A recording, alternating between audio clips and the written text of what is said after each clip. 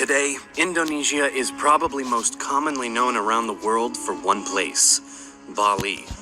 An exotic and romantic vacation spot, so many people view Bali as the representation of Indonesia as a whole. But what about the rest of the nation? How did that one island and the rest that make up the entirety of Indonesia come to be what they are now? Where did the history of Indonesia begin? Like its neighbor of Malaysia, Indonesia can trace its first signs of modern human life all the way back to about 40,000 years ago.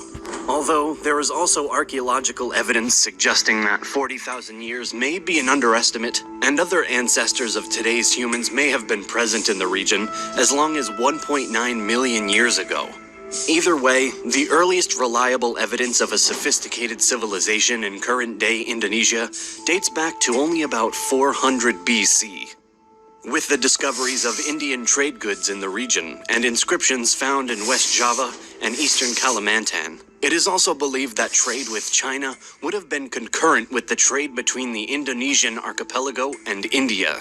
Commerce with these particular foreign nations would have also brought the religions of Buddhism and Hinduism to the islands, beginning or contributing to the outside influence on the region.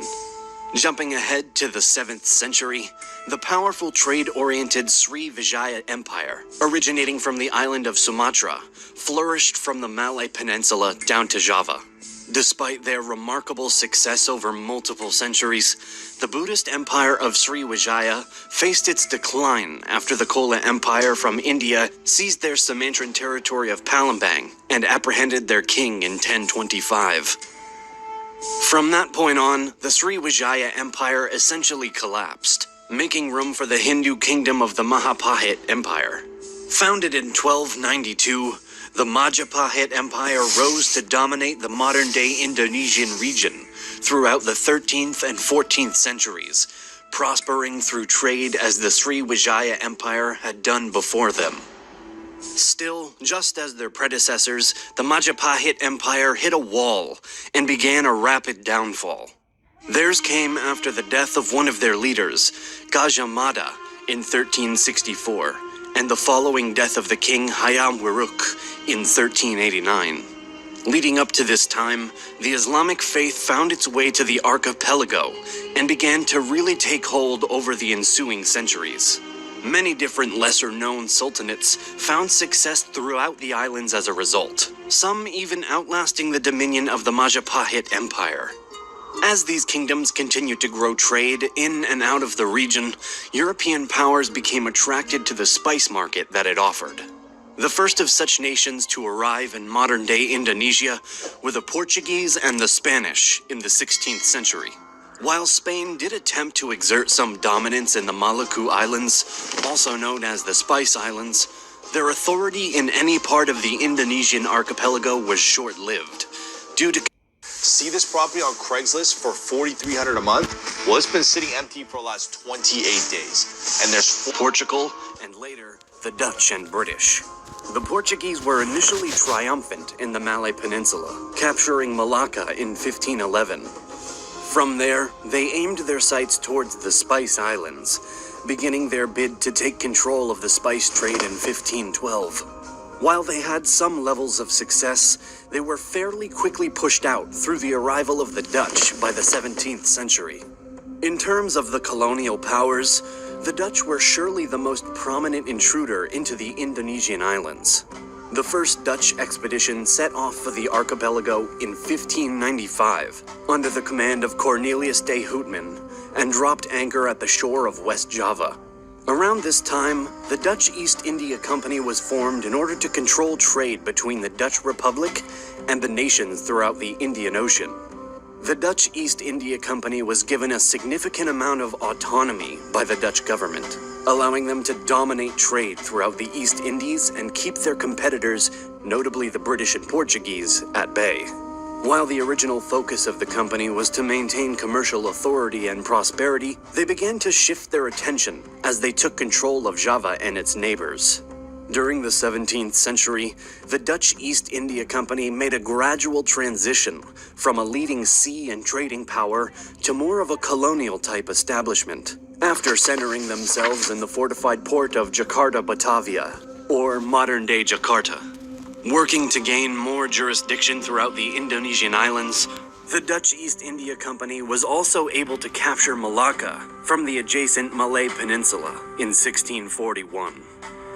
When the 18th century came around, though, the company began to struggle with corruption, conflict, and a slow collapse into bankruptcy, which resulted in the Dutch government revoking their charter and seizing all of their possessions in 1799. In 1800, the Dutch East Indies was founded, made up of what would later become Indonesia, but for the time being served as the new Dutch colonial administration in the archipelago. This establishment grew over the 19th and part of the 20th century, although some ups and downs such as the Javanese War from 1825 to 1830, ending in a Dutch victory, did exist. Also, in 1825, the Dutch captured Palembang, the former territory of the Sriwijaya Empire. During this period, the Dutch also settled disputes and clashes with Aka, Lombok, and Sulawesi, and continued to expand their dominion. In the course of the Dutch colonization, the people of the Indonesian islands were treated vastly unfairly. As Dutch priorities shifted more towards agriculture, the local farmers were mandated to set aside 20% of their own property in order to grow crops for the Dutch to export, such as pepper, sugar, cinnamon, tea, and coffee, and indigo. By the 1870s, the colony moved to a free market system and began to form private plantations, although the local people were still not truly treated justly. Finally, at the very start of the 20th century, the Dutch installed a new system in order to promote the welfare of the archipelago's locals, known simply as the ethical policy. This new program brought about changes such as the construction of new schools in the region, government reforms that allowed more autonomy for the local officials, and the opportunity for some of the indigenous people to become more educated and learn more about the Western world. Even with these improvements, though, not every local was impacted, and therefore, many people on the island still felt oppressed by the colonial authority. Over time, these feelings of resentment culminated in nationalist movements and a push for ultimate independence.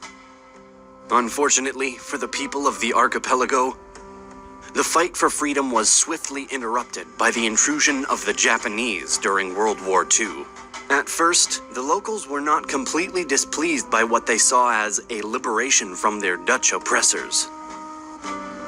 When the Japanese occupation of the region began, they were quick to win favor from the Indonesian people, doing so through their use of natives for administrative positions, unlike the Dutch and their willingness to support Indonesian nationalists.